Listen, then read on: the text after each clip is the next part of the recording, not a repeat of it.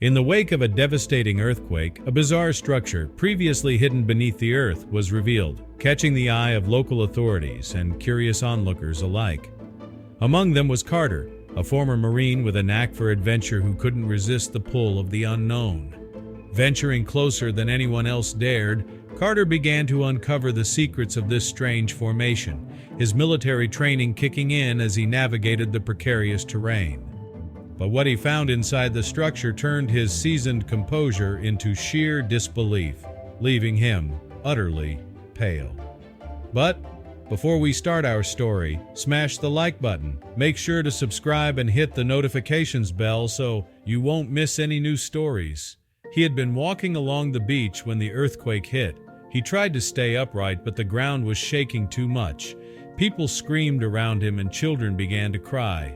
It wasn't a long earthquake, but it was big enough to do some damage. When the earth settled down again, he saw a group of people gathering a little further down the coast, so he headed over there. He couldn't immediately see what the commotion was about, but as he pushed himself through the crowd, he suddenly saw they were all staring at something sticking out of the ground with sand still gliding down the sides. "This wasn't here before," someone said.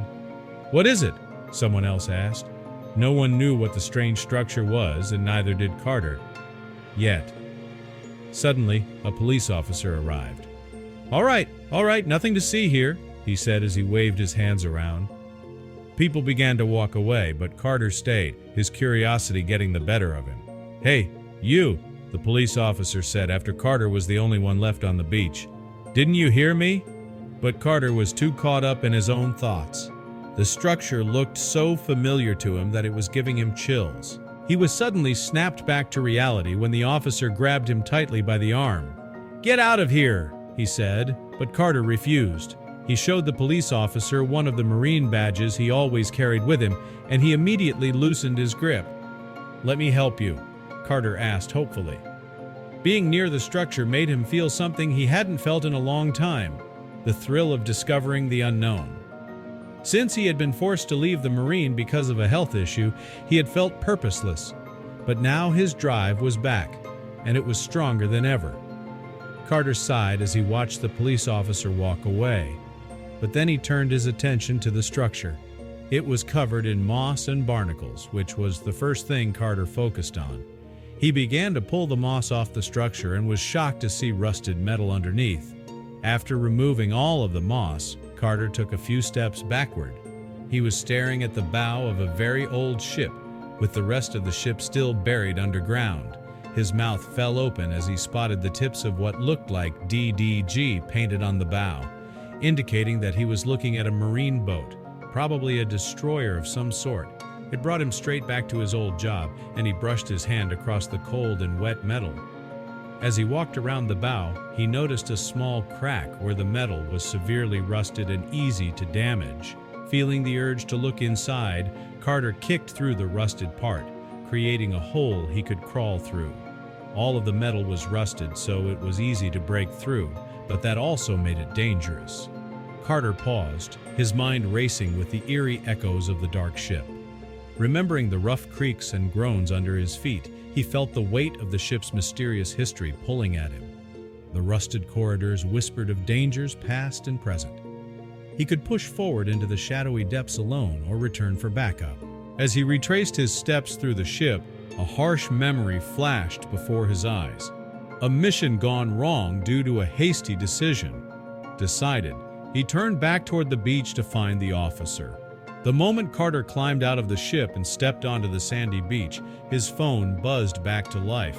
A wave of relief washed over him as he dialed the officer's number.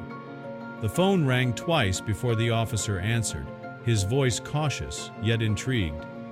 "I'm coming back," Carter announced. He needed backup if they were to explore further safely. It didn't take long for the officer to arrive, his expression one of disbelief as he surveyed the now visible structure. "I never would have guessed," he muttered, eyeing the rusty bow. They were on the brink of a potentially dangerous exploration. "Good call not going solo," the officer said, inspecting the ship.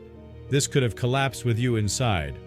He called for a specialist team, Soon, Barry and Armin arrived, both experts in marine archaeology and structural safety. Equipped with helmets, gloves, and backpacks of tools, they devised a plan. Carter briefed them on the ship's layout and potential hazards. With their gear secured, Carter led the way back into the ship's depths. The Combat Information Center was just as Carter had seen before, dimly lit but intact. Dust-covered equipment and maps remained in place, relics frozen in time. Faded uniforms hung in racks, and sealed documents filled the drawers. Carter carefully unfolded a fragile map, its edges crumbling. As they examined communication devices, a sharp creak echoed through the ship. The sound had come from behind a sealed door nearby. A mechanical whir grew louder as the hidden door slid open, revealing an officer's quarters frozen in time. A neatly made bed, hanging uniforms, and a desk cluttered with maps and personal belongings lay undisturbed. Inside a drawer, Carter's fingers brushed against a leather-bound journal. The gold lettering read, "Captain's Log." Flipping through, he found entries detailing a secret mission and cryptic references to an important object on board. Their flashlights cast long shadows as they moved through the corridors, drawn further into the unknown. They stumbled upon an old communication room. To their astonishment, some equipment still hummed with power. Carter brushed against a lever, and a sharp, repeating signal filled the room. The distress call, looping endlessly, sent chills down their spines. Tracking the distress signal led them to a secluded part of the ship, where they found the skeletal remains of a crew member in a tattered uniform. In his hands lay a notebook, its pages yellowed but intact. Carter carefully opened it to find a map and notes pointing to a hidden area deep within the ship. The map hinted at a secret, buried in the ship's depths. Ignoring their growing unease, they pressed on, the ship seemingly whispering its secrets as they navigated deeper into the unknown. The ship's corridors twisted into a maze of danger. Rusted relics turned into active traps, laser grids, and hidden security systems still functional after decades. Barry worked quickly, disabling a laser field blocking their path. At last, they reached a sealed door.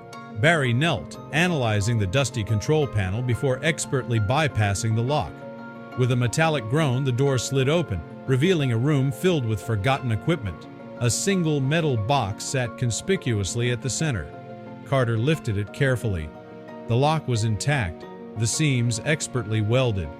Whatever lay inside had been deliberately protected.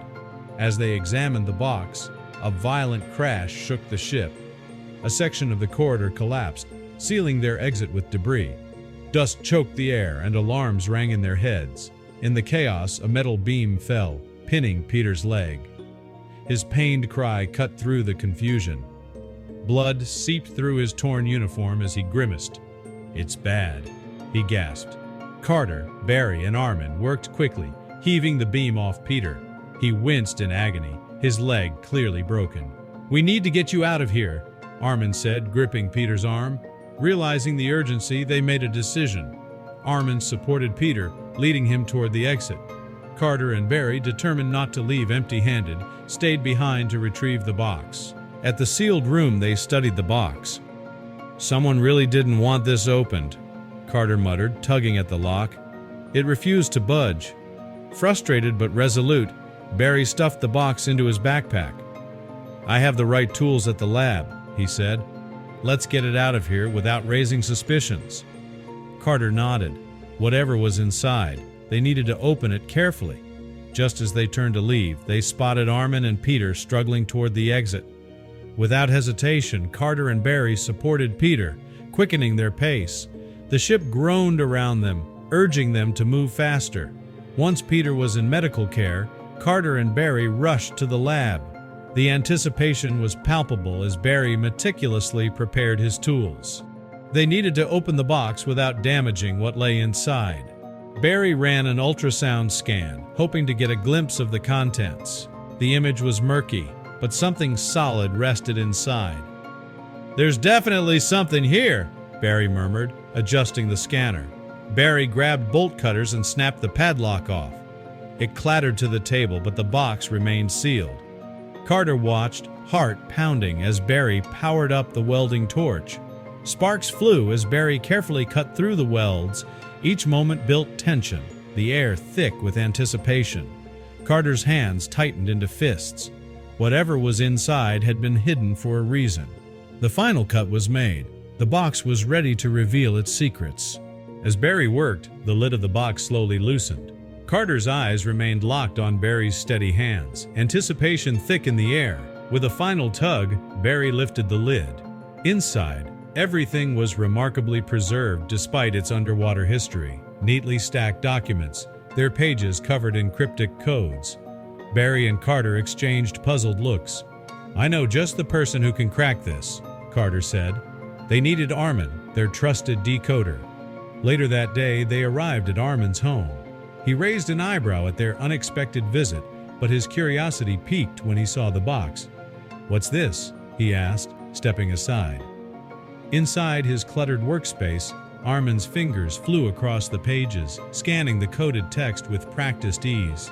Minutes stretched into hours as he worked in silence. Then suddenly, he leaned back, eyes wide. "This is a discovery of a lifetime," he whispered.